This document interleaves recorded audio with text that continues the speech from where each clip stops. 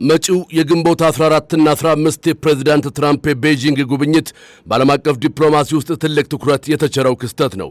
ይህ ጉብኝት ከ4 ዓመታት በላይ በቆየው ከፍተኛ ውጥረትና የንግድ ጦርነት ውስጥ እንደ አንድ ወሳኝ የለውጥ ነጥብ እየታየ ነው። ጉብኝቱ በሁለቱ ሀገራት መካከል ያለው ግንኙነት ከመቃቃር ወደ ፊት ለፊት ውይይት መሸጋገሩን ያሳያል።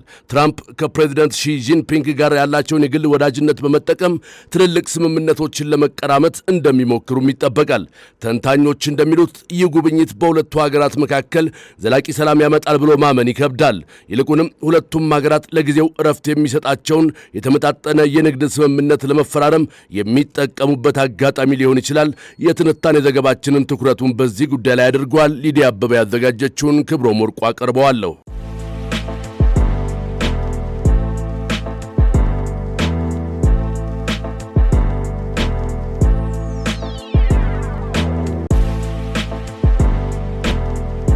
የፕሬዝዳንት ዶናልድ ትራምፕ ሁለተኛ የስልጣን ዘመን 1 ዓመት ቢደፍንም በምርጫ ቅስቀሳ ወቅት ቃል የገቡት ቻይናን በታሪፍ የማንበርከክ ስትራቴጂ በተግባር ሲፈተሽ መላቀጡ የጠፋና ወጥ ያልሆነ አካሄድ እየታየበት መሆኑን ተንታኞች እየገለጹ ይገኛሉ። ትራምፕ በቻይና ምርቶች ላይ እስከ 145 በመቶ የሚደርስ ከፍተኛ ታሪፍ በመጣል የንግድ ግንኙነቱን ለመቀየር ቢሞክሩም ቤጂንግ ግን አልተንበረከከችም። ይልቁንም ቻይና ያላትን የሬር አርዝ ማዕድናት ምርት የበላይነት እንደ መሳሪያ በመጠቀም አሜሪካን መልሳ አስፈራርታለች። በስትራቴጂክና ኢንተርናሽናል ጥናት ማዕከል የቻይና ጉዳዮች ባለሙያው ስኮት ኬኔዲ እንደሚሉት የአስተዳደሩ አጠቃላይ ስትራቴጂ በታሪፍ ጫና ቻይናን ማስገደድ ላይ ብቻ የተመሰረተ ነበር።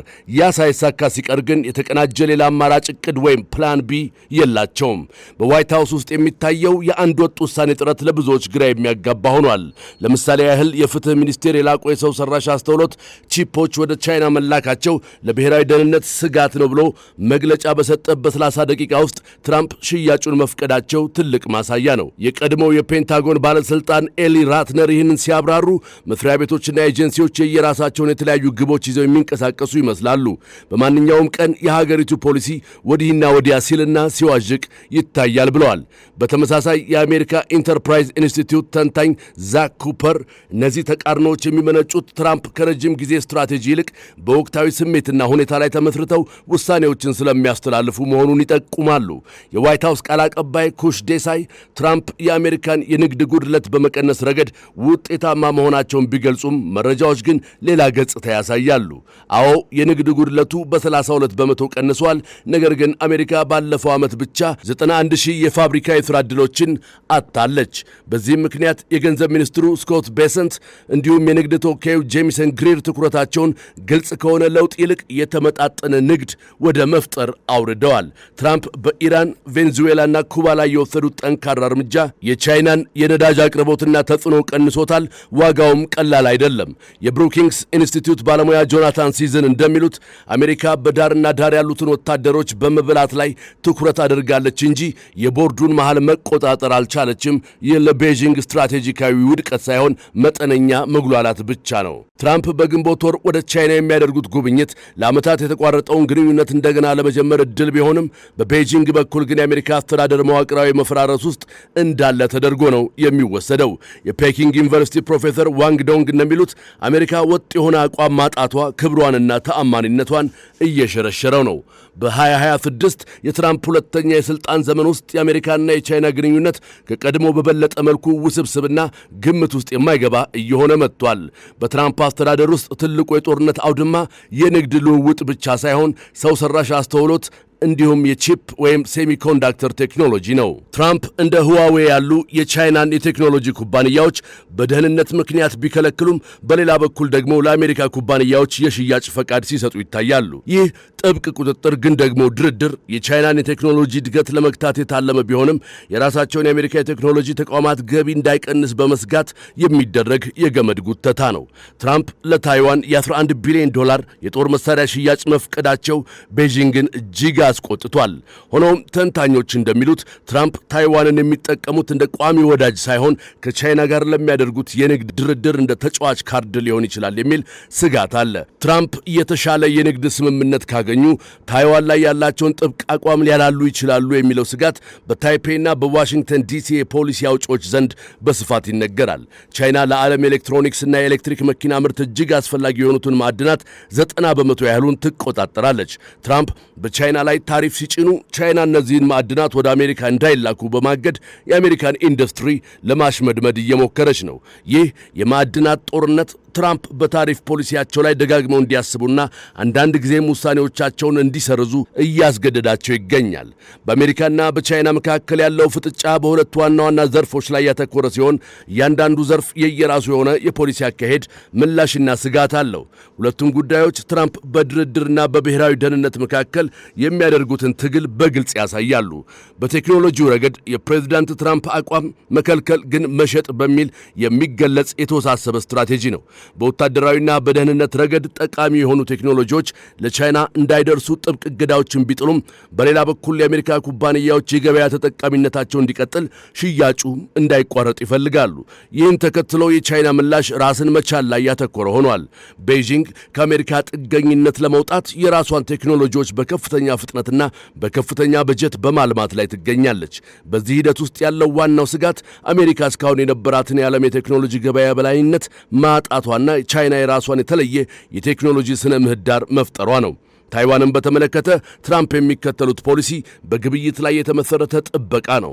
አሜሪካ ለታይዋን ከፍተኛ መጠን ያለው የጦር መሳሪያ በመሸጥ ወታደራዊ አቅሟን ብታጠናክርላትም ትራምፕ ግን ታይዋን ለጥበቃው የምታወጣውን ክፍያ እንድትጨምርና በኢኮኖሚው ረገድ ለአሜሪካ ተጨማሪ ጥቅሞችን እንድትሰጥ በግልጽ ይጠይቃሉ። ቻይና ለዚህ የሰጠችው ምላሽ በደሴቲቱ ዙሪያ ወታደራዊ ልምምዶችን ማጠናከርና ታይዋንን በተለያዩ አቅጣጫዎች በመክበብ ኃይልን ማሳየት ነው። በዚህ ቀጠና ያለው ትልቁ ስጋት በድንገተኛ ስህተት ወይም በስሌት መሳሳት ምክንያት ቀጥተኛ ጦርነት መነሳቱ ነው። አሊያም ደግሞ ትራምፕ ከቻይና ጋር ለሚኖራቸው ትልቅ የንግድ ስምምነት ሲሉ ታይዋንን ለድርድር አቅርበው አሳልፈው ሊሰጡ ይችላሉ የሚለው ስጋት በከፍተኛ ሁኔታ ይንጸባረቃል። ቴክኖሎጂው የረጅም ጊዜ ኢኮኖሚ የበላይነት ትግል ሲሆን፣ ታይዋን ግን በማንኛውም ቅጽበት ሊፈነዳ የሚችል የጂኦፖለቲካዊ የፈንጂ ቀጠና ሆና ቀጥላለች። ቻይና የራሷን የላቁ ቺፖችን ለማምረት ገና ብዙ ዓመታት ይቀሯታል። ትራምፕ ይህንን ክፍተት በመጠቀም ቻይና የሰው ሰራሽ አስተውሎት ወይም ኤአይ እና ወታደራዊ ዘመናዊነት ላይ እንዳትደርስ የቴክኖሎጂ ማነቆ እየፈጠሩ ነው። ትራምፕ የቻይናን ኩባንያዎች ማገድ ቢፈልጉም እንደ ኒቪዲያ እና ኢንተል ያሉ የአሜሪካ ግዙፍ ኩባንያዎች ግማሽ ገቢያቸው የሚመጣው ከቻይና ነው። እነዚህ ኩባንያዎች ቻይናን ካገድን እኛም እንከስራለን የሚል ጫና በዋይት ሃውስ ላይ ያሳድራሉ። በታህሳስ ወር ትራምፕ ለኒቪዲያ የሽያጭ ፈቃድ መስጠታቸው በፔንታጎንና በደህንነት መስሪያ ቤቶች ዘንድ ትልቅ ቁጣን ቀስቅሷል። ምክንያቱም እነዚህ ቺፖች የቻይናን የጦር መሳሪያዎች አቅም ለማሳደግ እንደሚውሉ ስለሚታመን ነው። ታይዋን ለዓለም ኢኮኖሚ እጅግ ወሳኝ ናት። ምክንያቱም በዓለም ላይ ካሉ እጅግ የላቁ ቺፖች 90 በመቶ የሚመረቱት እዚያ ነውና። ትራምፕ ለታይዋን ከፍተኛ የጦር መሳሪያ ሽያጭ $11 ቢሊዮን በመፍቀድ ለቻይና ጠንካራ መልእክት አስተላልፈዋል። ይህ ቻይና ታይዋንን በኃይል ለመውሰድ የምታደርገውን ዝግጅት ለማዘግየትም የታለመ ነው። በሌላ በኩል ትራምፕ ታይዋን ለአሜሪካ ጥበቃ ክፍያ መክፈል አለባት የሚል አቋም አላቸው። ታይዋን እጅግ ሀብታም ናት፣ የራሷን መከላከያ ወጪ መሸፈን አለባት ማለታቸው ታይዋን በአሜሪካ ላይ ያላትን ሙሉ እምነት እንዲቀንስ አድርጎታል። የታይዋን ባለሥልጣናት ትራምፕ ከቻይና ጋር ትልቅ የንግድ ስምምነት ካገኙ ታይዋንን ለቤይጂንግ አሳልፈው ሊሰጡ ይችላሉ የሚል የመሸጥ ስጋት አላቸው።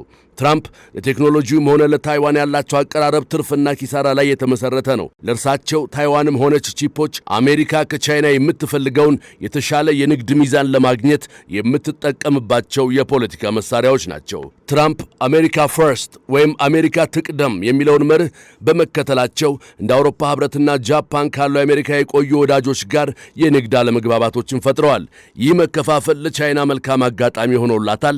ቻይና ራሷን እንደ የተረጋጋችና የሆነችና ለዓለም ንግድ ክፍት የሆነች ሀገር አድርጋ በመውሰዷ ከአውሮፓና ከእስያ ሀገራት ጋር አዲስ ግንኙነትን ለመፍጠርም እየተጠቀመችበት ነው። የመጪው የግንቦት ወር የትራምፕ የቤጂንግ ጉብኝት በሁለቱ ሀገራት መካከል ታላቅ ስምምነትን ይፈጥራል ወይስ ግንኙነቱ ይበልጥ እየተበላሸ ይሄዳል የሚለውን የሚወስን ይሆናል።